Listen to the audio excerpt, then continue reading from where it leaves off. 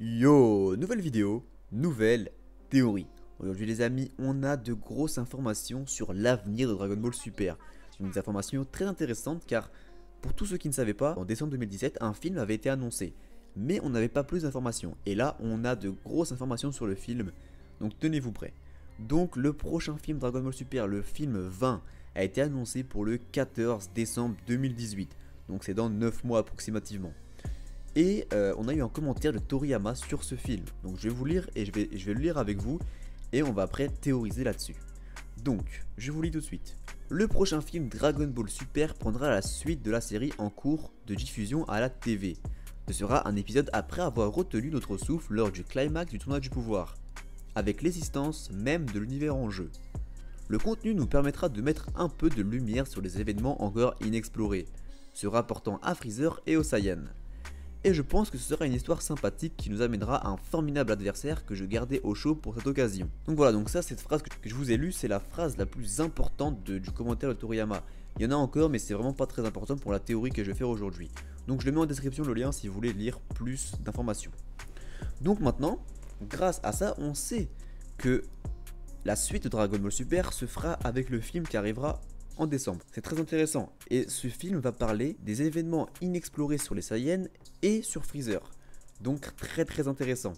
Car ça nous permet de développer un peu la fin du tournoi du pouvoir. Donc pour tous ceux qui ne savent pas et qui n'ont pas lu les spoilers des épisodes 131, je vous invite à quitter la vidéo ou d'avancer un peu. Car là je vais spoiler la vidéo, je vais spoiler l'épisode 131.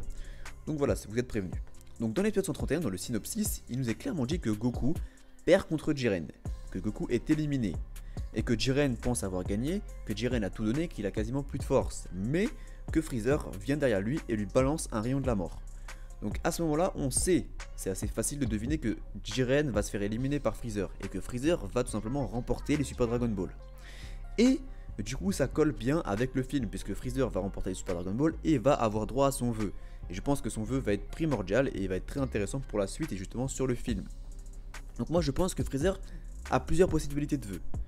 Mais c'est pas tout, car on a eu un design, un nouveau design, une image promotionnelle qui est apparue en même temps que ces infos. Donc c'est une image où on voit Goku, qui a l'air beaucoup plus jeune qu'actuellement qu'on a dans Dragon Ball Super, qui a l'air vraiment beaucoup plus jeune, beaucoup plus ancienne, donc ça me fait clairement penser au design d'ancien Dragon Ball, donc au tout début, mais c'est pas tout. Goku porte son bâton magique, et c'est très important. Car si ils ont mis cet élément ici, ce n'est pas pour rien je pense.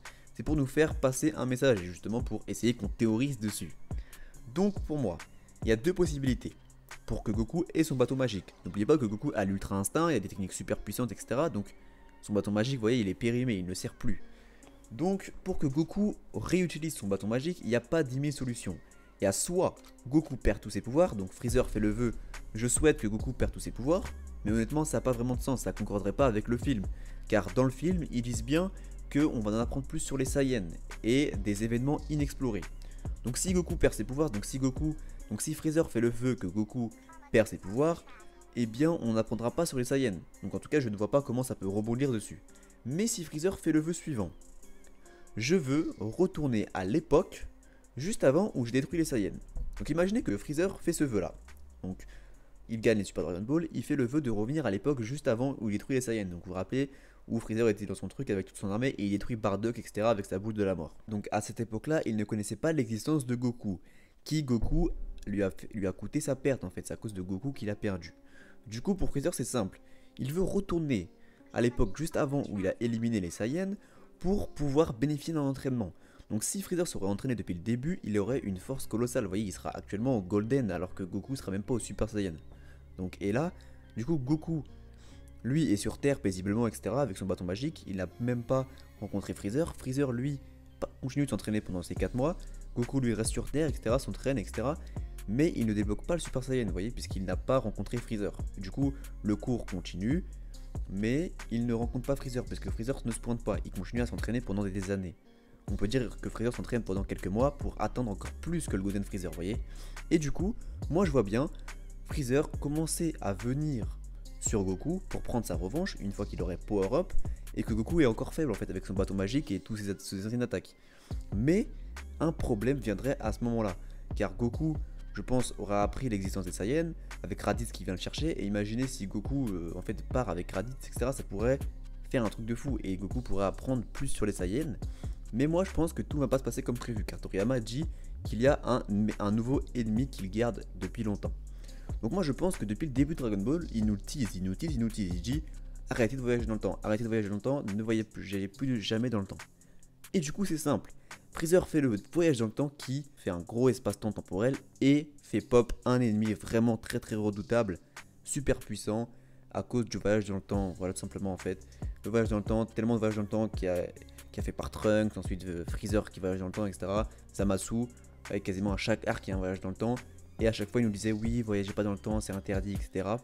Et du coup, à cause du voyage dans le temps, un nouvel ennemi apparaît. Donc moi je vois bien ça comme ça. Et vu que Freezer n'est pas assez fort pour battre l'ennemi, il va être obligé de coopérer avec Goku, etc. Moi je vois bien ça se passer comme ça. Et avec les Saiyans tous coopérer ensemble, ça serait vraiment très intéressant. Donc voilà les potes, c'est tout pour ma théorie, j'espère qu'elle vous aura plu. Si c'est le cas, n'hésitez pas à Hakai le pouce bleu, à commenter, à partager et bien évidemment à vous abonner. On a atteint les 5000 abonnés, on est super content. N'hésitez pas aussi à join le Discord dans la description, on parle, on fait des théories et on fait des quiz. Là j'ai organisé un quiz il n'y a pas longtemps. Donc voilà, donc sur ce je vous souhaite une bonne journée et une bonne soirée. Merci pour les 5100 abonnés.